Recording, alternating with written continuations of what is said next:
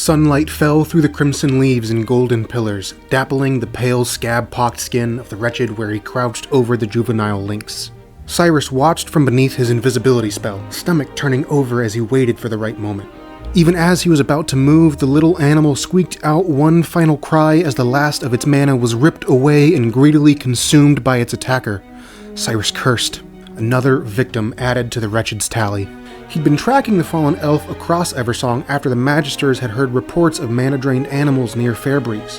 He'd followed the trail of carcasses to Suncrown Village, too late to save the young elf that the wretched had caught out playing in the woods. Cyras was getting sick of seeing dead bodies. He bounced the 4 metal rings he held in his hand, settling his nerves with their weight.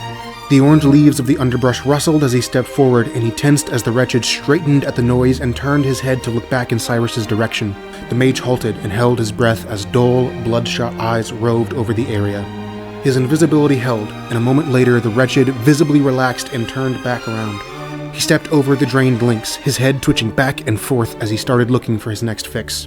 Cyras held the metal rings in front of his face, exhaling and breathing mana into them to activate their latent enchantment. Runes glowed across their surface and they grew in size. Before the wretched could make his escape, Cyras tossed the rings out. They split along invisible seams and opened up, flying as their enchantments directed toward each of their target's limbs. The first of them snapped around the left ankle, causing him to stumble into the alabaster tree in front of him. 2 other manacles snapped around his right wrist and ankle in the next instant. The wretched screeched and jerked as the final manacle tried to latch on, throwing it aside and into the hard wood of the tree. The runes on its surface flickered and went out as it tumbled to the ground. "Anarla!" Cyras cursed, breaking his focus and his invisibility spell. The wretched whipped around in frenzied panic, yellow spittle flying out from bared teeth. He froze the instant he met Cyrus's eyes, his emaciated body going rigid. Cyras watched on his face as the wretched's mind worked through the heavy fog of mana withdrawal. Something clicked in his head and he burst back into motion, holding up his 1 manacled hand to his face and dropping his bottom jaw. The mana of Cyrus's enchantment would have been fortified had all 4 activated, but without 1, the circle was incomplete. The magic flowed out of all 3 of them and into the wretched's gaping maw as easily as from any given gem. Then he looked back up at Cyras, livid eyes piercing him from behind stringy, grease-laden hair. Cyras held out 1 hand, palm out and fingers splayed in a warding gesture. "Bellamar, listen to me." He tossed out the words gently, trying to soften the sharp tension between them.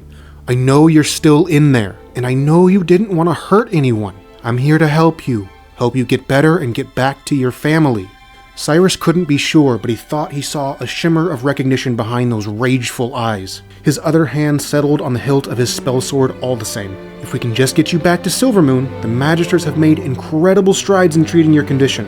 I just need you to—" His words cut off as Bellamar exploded into motion, suddenly hurtling over the speckled underbrush like a rabid dragonhawk, teeth bared and fingers curled like talons. Cyras hissed out the words for a shield spell, threads of pure arcane energy sprouting from his hand in a radiant pattern, planes of power expanding between each to form a force field. He pulled his spell sword from where it hung on his waist, and the next instant Bellamar smashed bodily into the shield wall. Cyras dug his heels into the soft grass, digging furrows as he was forced back, then holding against the wretched's wild, frustrated bashing. He held the spell sword out to his side, trying to work through his mental compendium of spells for something that might help.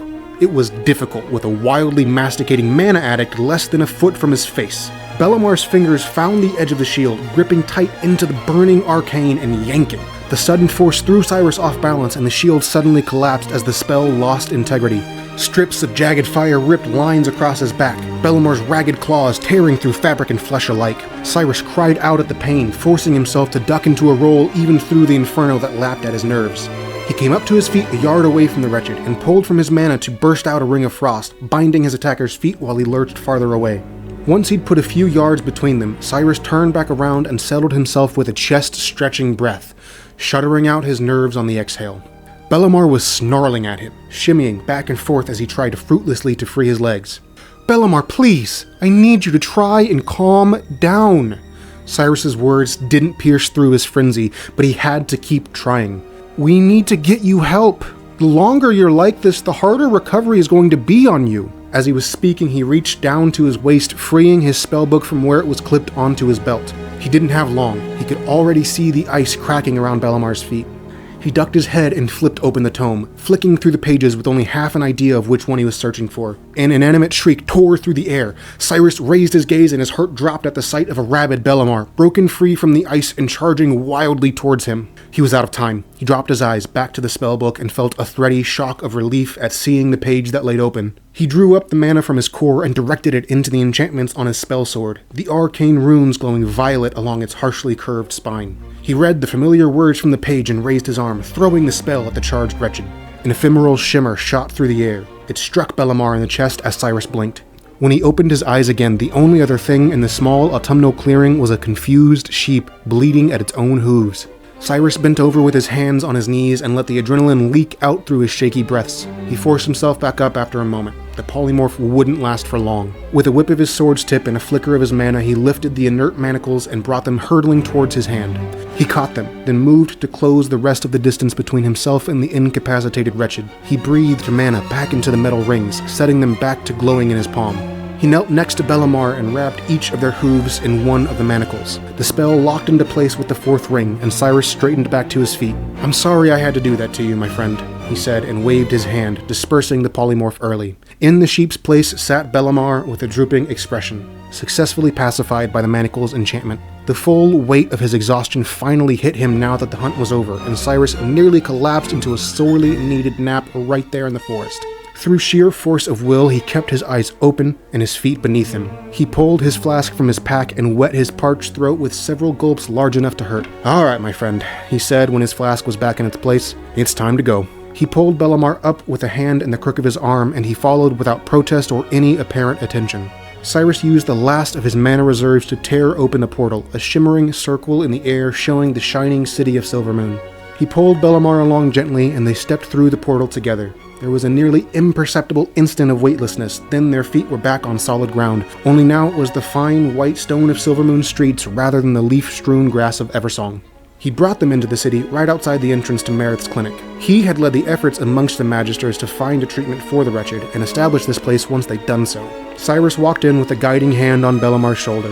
The space inside was dimly lit and lush, thick rugs spread across the floor and lavish seats set near a crackling hearth. Meryth came in through an archway on the other side of the room, no doubt alerted to their presence by enchantments at the entrance. His golden hair sat in a neatly wrapped bun atop his head, and his azure eyes were the brightest light in the room. Cyras was unable to hold back his smile at the sight of him, and cursed his foolish heart for beating so hard. "Another one, Cyras." His voice was warm, thick, and comforting, like honey to his ears. "That's 2 this week alone. Do you ever sleep?" Warmth flushed through Cyrus's cheeks, and he looked down at his feet to hide his face. "Someone needs to help these people," he said, looking back up to meet Meryth's eyes. Meryth reached out and took Bellamar's shoulder, officially taking him from Cyrus's custody. "I'm glad that someone is you," he said as he turned around. "Otherwise, I wouldn't get to see you nearly so often." With a wink, Meryth led the pacified elf away. For the third time in an hour, Cyras had to expel his nerves with a shuddering breath. He turned away and walked back out the door, half his mind on his next case and the other half thinking of Meryth as he so often did.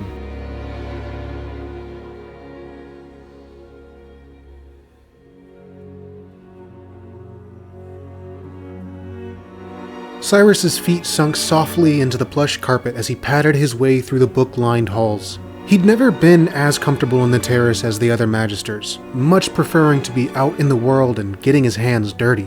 He was long accustomed to the sideways looks his peers always gave him, eyeing the dirt-stained wraps around his hands and feet. He used to feel self-conscious next to their filigreed robes and grand headpieces, but at some point, it all just started feeling superfluous to him. If the other Magisters wanted to hole themselves up in a stuffy library for the rest of their lives, well, more power to them. They could kiss each other's asses over whatever new arcane discovery they wanted. Cyras was more than happy to learn about it afterwards and use it to do some actual good. After a series of circuitous turns he was unpleasantly familiar with, Cyras at last approached an archway with only a few layers of gauzy curtains separating it from the hallways. He paused in front of the curtains for a moment, just long enough to take a settling breath and prepare himself for the horror of bureaucracy. When he felt ready enough, he stepped forward, the curtains sliding over his skin like woven daylight. Linares' office was as lush and suffocating as he remembered, stuffed to the brim with extravagantly bound tomes, overly plush cushions, and held together by a heavy desk made from the white wood of Eversong. Light from the floating lamps glinted off the intricate gold inlays. Cyras raised his eyes from the excess and felt his heart skip a beat, then 3. Linares sat behind the desk in her lavish purple chair as usual, and stood next to her was a raven-haired elf with an imperious face hidden behind an intricate scarlet mask. Cyrus's heart started up again, slamming against his ribs like a rabid bear that had found itself caged. The Grand Magister rarely had reason to speak personally with a simple field agent like Cyras, and when they arose, those reasons were never good. What happened?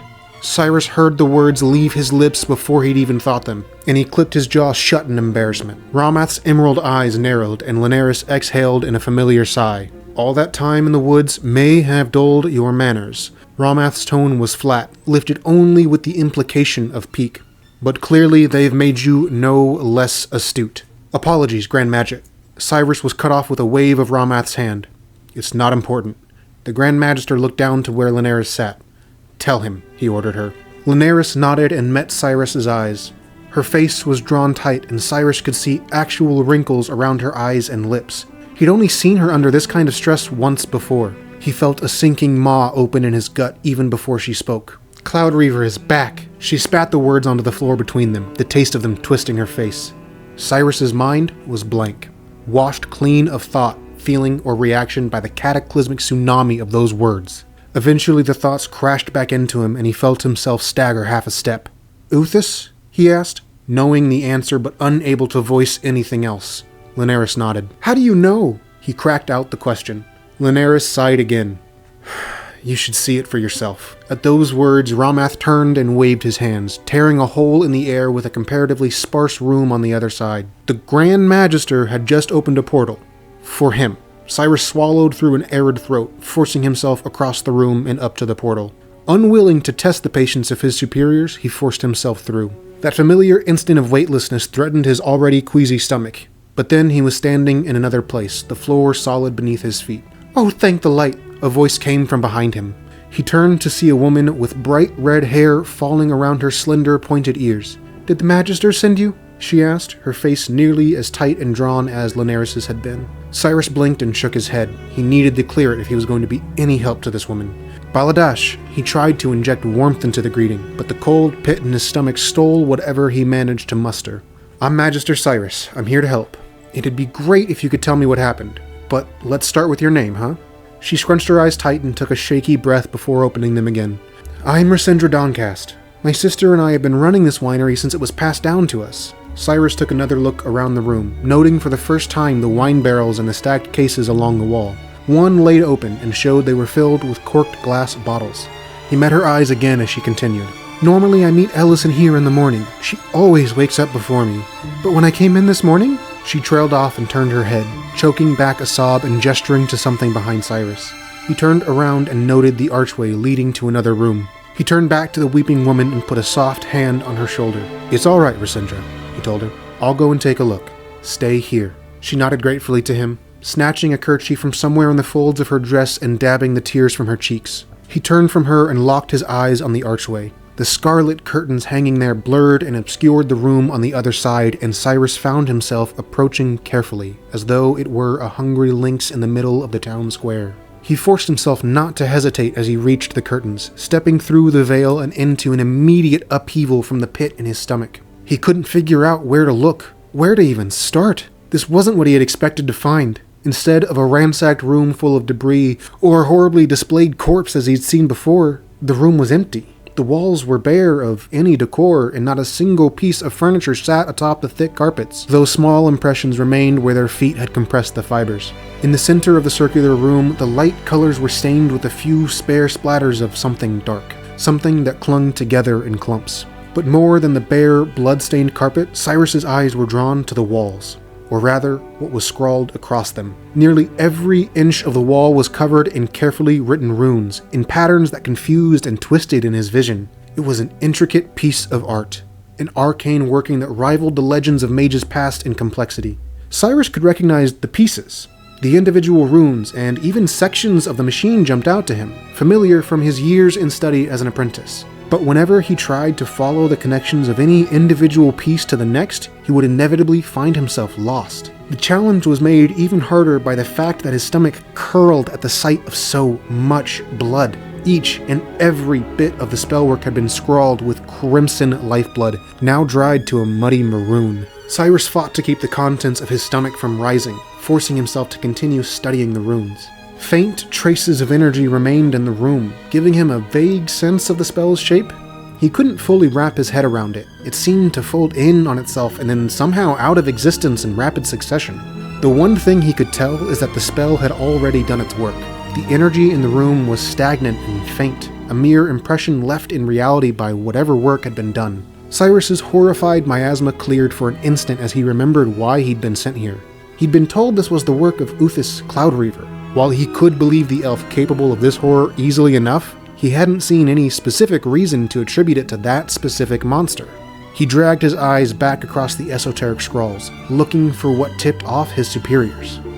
There, nestled within the swirls and hatches of the runic patterns were 5 simple words. Time for another test, Kimjail. Whatever flicker of hope he'd had that the Uthas connection was a mistake was snuffed out, replaced with wisps of despair. All throughout their apprenticeships, Uthas had called him that, Kimjail, Little Rat. Cyras had never wanted a rival, but Uthas gave him one anyway. He never had figured out why he'd hated him so much. He'd resurfaced twice since that dark day when Viren's strangled corpse had been found in his rooms, and now it seemed it was time for a third. Each time he'd framed his crime as some kind of test for Cyras, his exile only intensifying his fixation. Cyras wasn't even sure whether he'd passed or failed those tests, though as far as he was concerned he failed again every day that Uthas walked free. Cyras was not looking forward to seeing what this new test had in store. Did all of this blood come from the victim? If so, she was sure to be dead. But Cyras couldn't be sure it had. For all he knew, she may still be alive and being held somewhere. Any answers he could get lay behind this spell. He needed to know what it had done.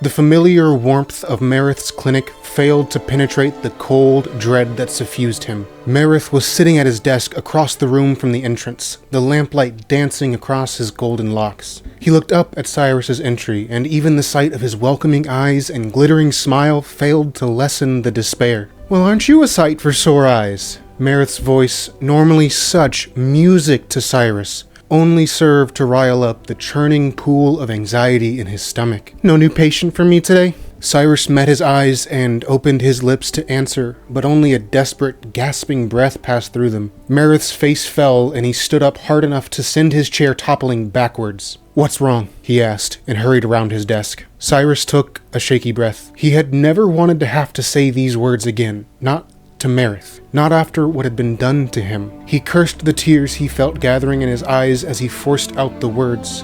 "Uthas is back." Meryth stood perfectly still, staring unblinking at Cyrus as if frozen in some arcanist's prank. Cyrus held Meryth's gaze with more ease. Now he was relieved of half the dread weight. He gave him the next moment, deeper than it was long, to process what he'd heard. "In the city?" he eventually asked, a shiver beginning to thaw him back into motion. "I don't know," Cyrus admitted. "Is he back for me? I don't know." The words fell sour from his tongue. Meryth staggered over to a divan upon which he practically fell. He sat with his pale fingers gripped tightly on its edge. "Tell me what's going on, Cyrus.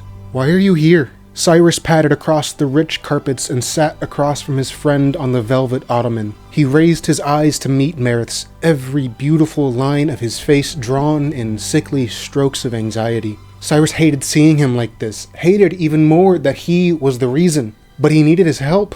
He compartmentalized his feelings for the elf and explained everything he'd seen the day before. The missing elf, the esoteric spell, and the strange afterimage it had left behind. Lastly, he explained the message he'd found hidden within the runes, the one that made clear that Uthas was behind it. Throughout the explanation, Meryth held Cyrus's gaze steadily, his shoulders squared and body tense as if readied for impact. "That poor woman.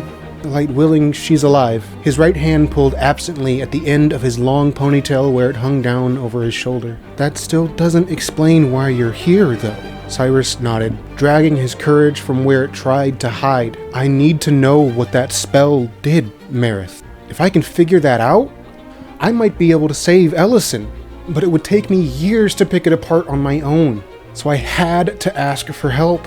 Meryth's slender brow quirked upwards. What did you ask, Cyras? I needed someone with a deeper understanding of dimensional mechanics than anyone in the Magisters would have had.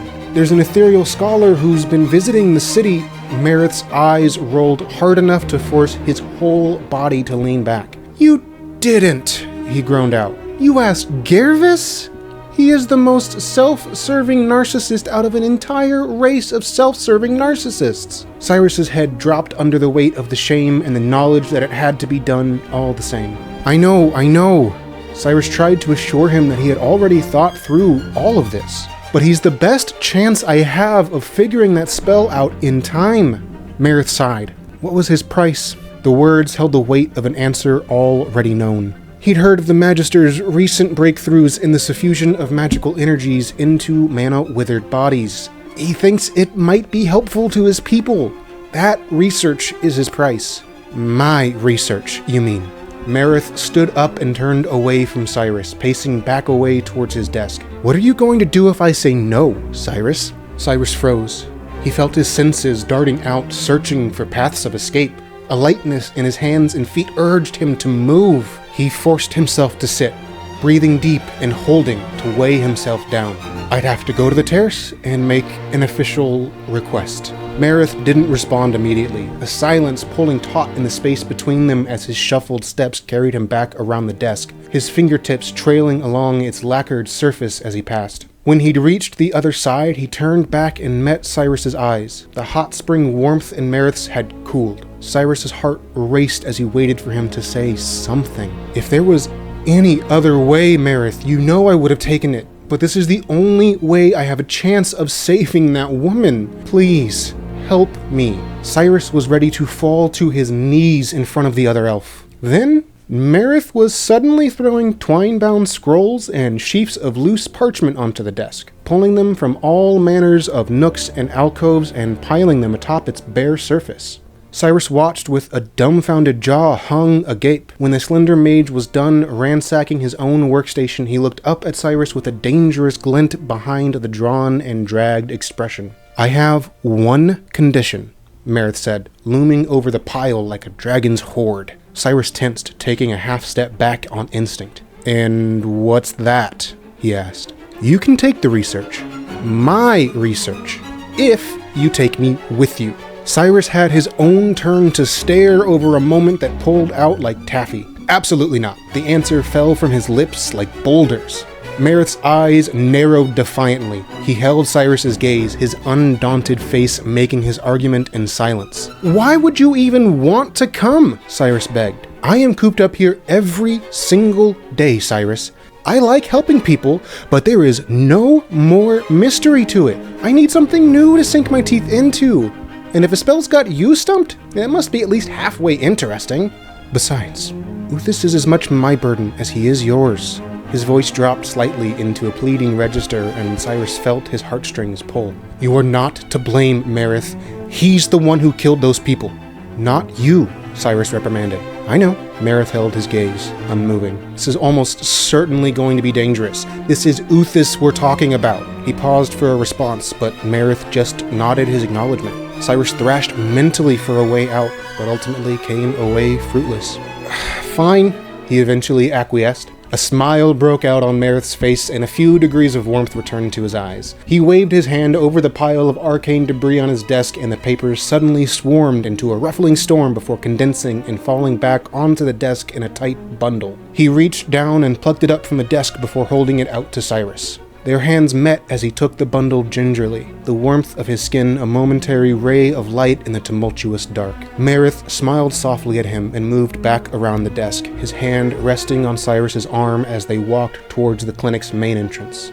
Just before the door, Meryth pulled slightly, stopping him short and bringing his face about to look at him. Their eyes met in an intimately quiet moment. Thank you. Seriously, I can't tell you how much your help means to me. Cyras couldn't even express to himself how this elf made him feel. Where did he find the strength to be so kind? Meryth raised himself onto his toes and left a gentle peck on Cyrus's cheek, which immediately flushed a deep enough crimson to match his tabard. "Let's go help that woman," he said, with a smile, and they stepped out together into the Silvermoon sun.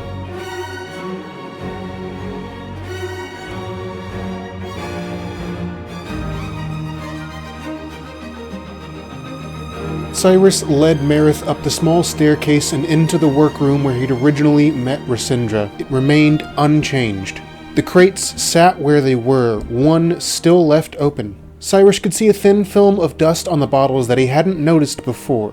The scarlet curtains hung in omen in his peripheral. He looked for Rysindra instead and found her missing, presumably elsewhere on the property. "Is it through here?" Meryth asked, a nervous hand gesturing to the veiled archway. Cyras nodded and steeled himself before escorting Meryth through and back into the gruesome scene. His sight felt drawn and quartered by the competing tensions and directions of the gory runes. He glanced over at Meryth to see his eyes already roving over the spellwork, his face pinched in captive fascination. In the middle of the room, just to the side of where the dried blood crusted the carpets, a bandage-wrapped figure sat with a small wooden desk on his lap. He was scrawling across a long sheet of yellowed parchment with a worn white quill. A small ball of ink floated in the air nearby, and Gervis dipped his quill into it as Cyras watched. The scratching of its tip against the paper was the only sound in the room. Cyras cleared his throat, cutting through the silence. Gervis's quill suddenly stilled, and the bandages that demarcated his head whipped around. The wraps imperfectly covered his form, and crackling blue energy sparked visibly behind the gaps. The wraps shifted in a way that somehow communicated a cloying smile, and Gervis stood to meet them.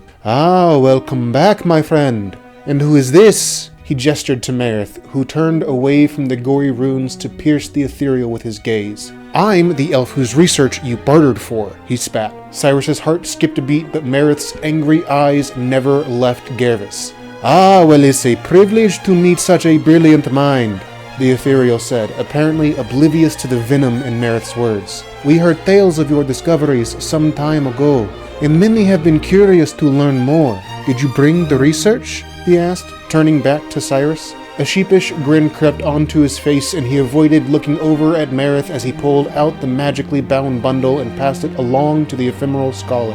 He held it tightly in his hands, staring at it with an intensity that Cyras couldn't place. Fervent, somehow. "Have you been able to figure out what the spell did yet?" he asked. "Oh my, yes." He seemed to perk up, tucking the bundle and hurrying over to the wall. He pointed a bandaged finger at a portion of the runework. "This is quite the intricate piece of work, but this bit here is the key. It ties together all the different functions of the spell, routing them into the same output." He gesticulated widely, trying to make clear what he'd gleaned. Cyrus's eyes tried to follow, but even with a guide, he found himself lost in its twisting pathways. "That's great, Gervis, but what did it do?" Cyras tried to refocus the excited scholar. He paused momentarily, his head turning back to the elf, who caught the brief impression of frustration through the layers of fabric wraps. Like so many of their scholarly peers, Gervis loved the theater of a good lecture as much as the actual knowledge at hand. He straightened, and his voice, energetic as it was, dropped into a simulacrum of a monotone. "It used a complex, precise application of dimensional kinetics to stretch the space in this room out into an adjacent axis on the reality plane." Cyras blinked as he worked through the terminology. He'd always done better with the physical schools than the arcane. It put the room into a bubble space? "Yes, yes!" Gervis's wraps fluttered as he started gesticulating again. "A pocket dimension hanging on the skin of this one. It's really quite impressive work." "Who did you say it was that did this?" "I'm not telling you that. He doesn't need any new ideas, and neither do you." "But at that small a scale, any space like that would be incredibly unstable." Meryth's gentle voice surprised the ethereal and Cyras alike. "It should have collapsed by now. What's keeping it open?" "That is a most prudent question, Magister. As I'm sure you've both noticed by now, there is no active spell or power source for one in the vicinity." Gervis turned away from them, back to stare at the sprawling runes. "I have, of course, worked that out as well. However, that was not the question I was paid to answer." He waggled the bundle. Cyras rolled his eyes, already feeling the accumulated exhaustion of every time another peer had tried to haggle in the economy of information they all swam in. The words for a vicious reprisal began to fall into place in his head, but they never got the chance to slip through his lips. "You haven't actually looked at that yet," Meryth interjected, nodding his head to gesture at the bundle of research in the ethereal's hand. Both Gervis and Cyras went silent for a beat as they both processed what he'd said. Then Gervis was suddenly tearing open the bindings, sheaves of parchment falling like leaves from the autumnal boughs of his hands. He snatched a few and held them up to his face, presumably reading with whatever passed as his eyes. A moment later, his head snapped up and Cyras felt a distinctive wave of malice emanating from behind the wraps. "This is nonsense," he growled, the crackle of his voice taking on the quality of grinding stone. "It is very, very unwise to cross the consortium. We made a deal." He spat the last word at Cyras specifically. Cyrus's mouth hung open, waiting to give an explanation he didn't have. He looked over at Meryth, who stood with his arms crossed and his lips quirked in a triumphant smirk. "Oh, calm down." Cyras lived up to his end. He slid the words out slowly, savoring his moment. "You have the research he promised you, right there in your... well, mostly on the ground around you." "What are you talking about? This is not what he promised," Gervis growled, thrusting one of the sheets he still held towards Meryth's face. From what Cyras could see, it was covered in Thalassian characters, but not in any order he recognized as language. It was gibberish. "It is exactly what he promised." Meryth hadn't flinched or moved in response to the sparking hand an inch from his face. "Cyras promised you my research on the biology of the withered condition and the methods I discovered for reintegrating arcane energy into said biology. That's it. Right there. What Cyras didn't know is that I started writing all of my research notes in a cipher of my own design all the way back in university." Cyras couldn't help the smile that broke out on his face. Meryth was absolutely enchanting when he had the upper hand. The consortium scholar stared quietly, the blue streaks beneath the wraps arcing more violently as he simmered. "What do you want in exchange for the key?" Gervis rumbled, the sheet in his hand crumpling slightly as his fingers tightened. A chuckle danced over Meryth's tongue. "You're lucky Cyras needs you. Otherwise, you wouldn't get it at all. But since this is for him, all you need to do is cooperate and answer our questions. When he's satisfied with your contributions, I'll give you the key." Gervis's arm finally dropped and his shoulders slumped. "Fine. Yes. Ask your questions." Tired sounded strange coming from living energy. "You can start by explaining what's keeping the pocket dimension open." Meryth's eyes sparkled with fascination. Gervis pointed listlessly at one of the far ends of the runework. "One of the last functions of the spell was shunting power into the subspace it created, presumably to kickstart another spell inside that is keeping it stable." Both Cyras and Meryth's faces scrunched up in near unison, but Meryth was quicker to vocalize what they were both thinking. "What's powering the spell?" "That I can't say for certain, but as I'm sure you're already piecing together, the obvious answer is the only power source that we know was taken into the space." "Ellison." The name fell from Cyrus's lips as it dawned on him. "Well, that means she's alive at least," he mused, unconsciously beginning to pace around the room. "But not for long. I need to get her out of there before the spell kills her. In order for you to do that," Meryth kept his eyes on the ethereal even as he spoke to Cyras, "I'm fairly certain you'd need to break down the spell from inside. Am I right?" Gervis nodded. "Most likely, yes. There's no way to reach it from here, not without a major risk of catastrophic destabilization. Someone would need to be inside to pull the spell apart slowly enough to extract the power source. The woman." Meryth, having apparently exhausted his questions, turned to Cyras, a heavy undercurrent of concern behind his brilliant eyes. Cyras set his shoulders and turned to Gervis. "Can you get me inside?" "I can," he said flatly, his hand gesturing to another portion of the bloody spell. "This portion of the spell has its own independent power channel. It alone can be reactivated to allow a singular moment of access to the space. After that, it will be burnt out." Cyras resisted the urge to look over at Meryth again. He knew the worry in his eyes would worm its way into his own, and he didn't have room for it now. "Do what you need to do," he said quietly, his eyes focused on the ruddy runework. "Open it."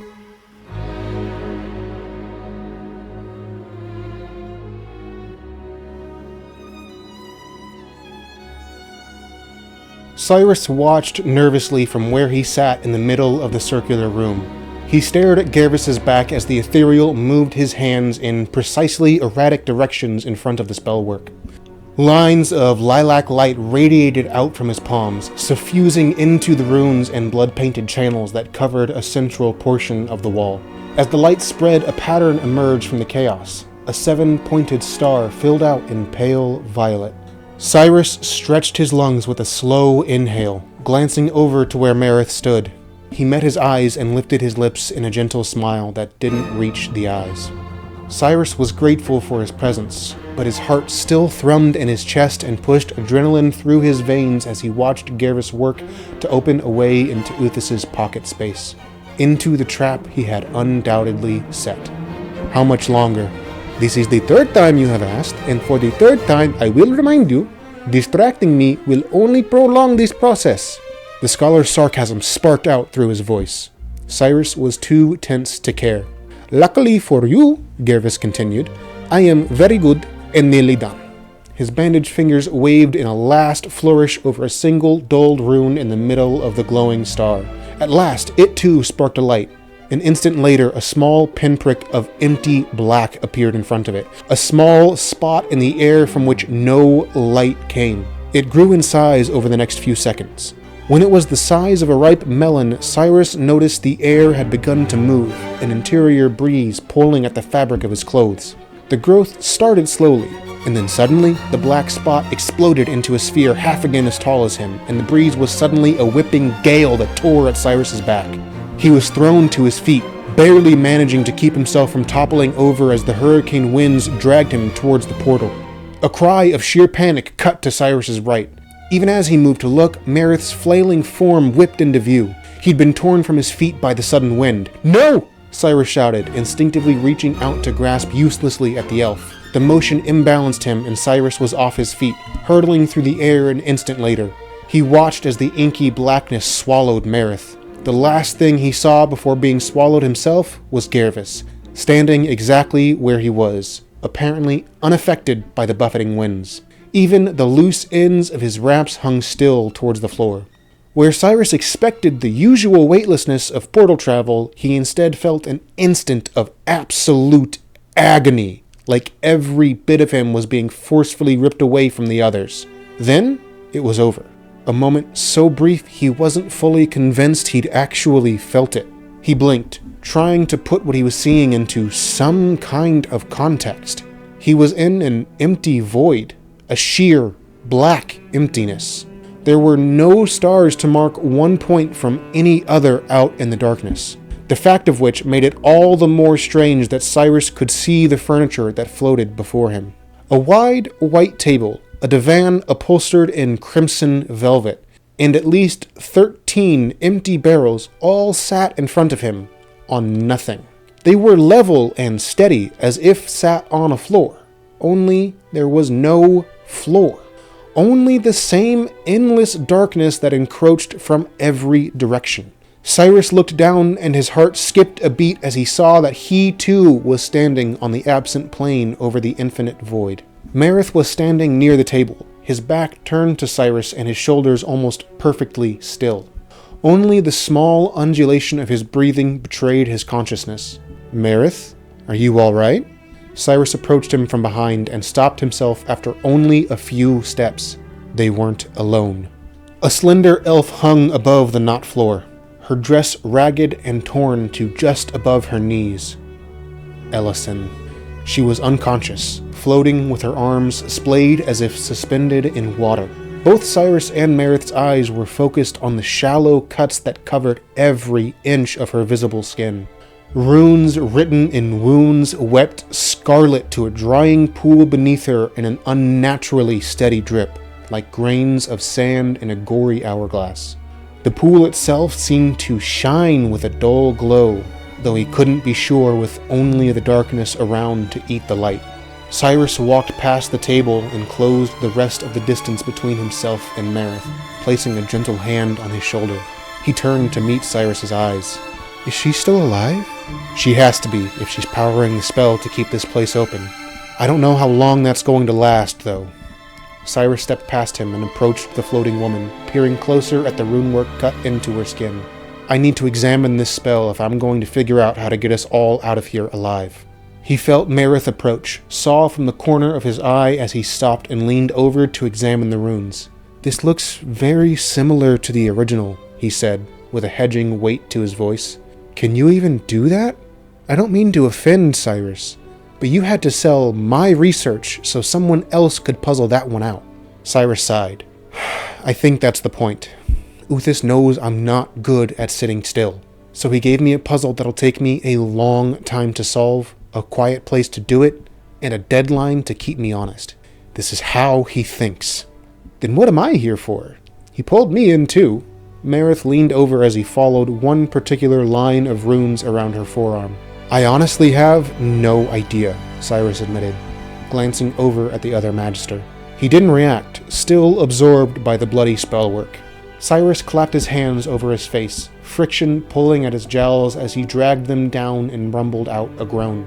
He stepped back, the tightness in his chest demanding a look at the bigger picture. He nearly toppled over as his calf struck something rigid. He turned his head to see the table. He could have sworn it was farther away than that. He spun fully around, examining the phantom room. Meryth, something's wrong. As if to prove his point, a serrated crack of light broke across the infinite void, either impossibly far away or perilously close. There was a jagged, jumping motion in the corner of his eye, and he looked back to find the divan abutted against the table, as if it had been pushed against it. What's going on? The words warbled out unevenly from Meryth's lips. His eyes left Ellison's paling skin and met Cyrus's. Another flash of light ripped across the void, crimson heat burning across Cyrus's face. Whatever passed for the ground beneath him rumbled under his feet. He looked down and saw smaller cracks of light, a myriad of colors, all spreading like glimmering gold. I think this place is collapsing. What? Why would it do that? Ellison's still alive and you said he wanted to make you sit still. I don't know. I don't know. Cyrus's eyes dropped to the missing floor, his mind racing. If Uthas really didn't anticipate you... Meryth's fingers combed harshly through his golden hair. Anara la Belore. He only built this space for 2. I'm the reason it's destabilizing. Cyras ran back over to Ellison, his eyes sparking across her skin. We need the exit spell. Now. He found the first piece of spellwork he recognized. The skin of her left wrist was wrapped in a ribbon runework for a basic spell of force redirection. He tried to follow it to the nearest nexus point, but the architecture was purposefully obtuse. Spells that should be near each other for better energy transmission were instead linked from locations entirely random and separate across her body. Cyras had no idea how Uthas was maintaining such a massive spell with such inefficient construction. The knot floor shook again. Cyras threw his hands out to the sides to keep his balance. Meryth stumbled over next to him, the sudden quake throwing him off balance. He tumbled right into Ellison, colliding with her like a stone wall. Meryth fell back onto his hindquarters. Hello? The lilting voice struck Cyras across the skull. He looked up to see Ellison's golden eyes wide and darting around the strange space. Where am I? Why can't I move? The vibrancy of her panic was already fading, the words slurring and her eyelids drooping back down. Cyras stood and looked her in the eyes, trying to hide the panic on his own face. Please try to calm down, Ellison. You've lost a lot of blood, and you're still losing more. We don't need to speed it up. Her eyes told him that his words had the exact wrong effect. Cyras cursed. He couldn't focus. Who are you? She asked weakly. He chose to concentrate on her. She deserved better than being Uthas's object. Please tell me what's going on, she begged. It's hard to explain. You were attacked and taken here. Your sister reported you missing and, long story short, we're trying to get you out. He looked down to confirm. Meryth was absorbed in the runes, shuffling around as he apparently followed its links more easily than he had. Who attacked me? Why don't... Wait. Did you say sister? I don't have a sister. Cyrus's head shook back. What? But... Oh... An elf named Uthas attacked you. He's incredibly dangerous, and I am so sorry he targeted you. I can't see the full extent of what he's done to you right now, but I promise, after we get you out, you'll have every resource the Magisters can provide to aid your recovery." She was nearly as white as snow at this point, and the puddle of her blood was unsettlingly large beneath her. Her eyelids seemed heavier and heavier, drooping further down by the second. "No. By the light, no." Meryth's voice was thready, and Cyras saw his hand shake from the corner of his eye.